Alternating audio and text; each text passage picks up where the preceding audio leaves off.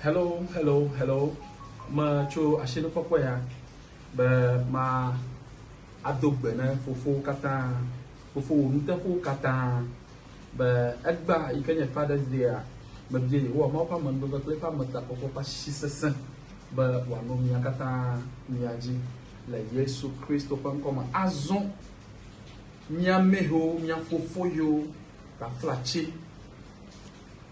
Ni jivi akore nyomuji ola dunu oho sukufi la ho oho agbana la plo oho nya fofo yo ta flache et blended viewre wo dada oji nya tomale nya hem.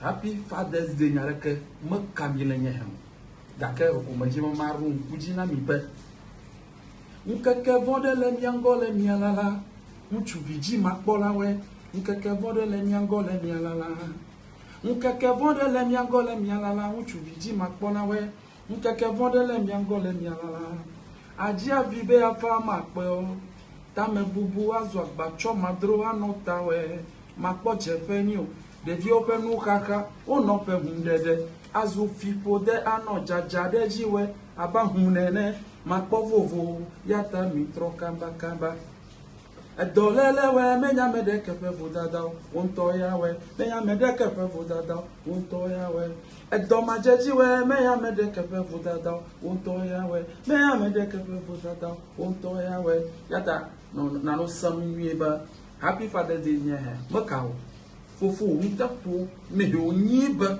yo jivi ala be yo poji a opa nya gbo mi mele Happy Father's Day too.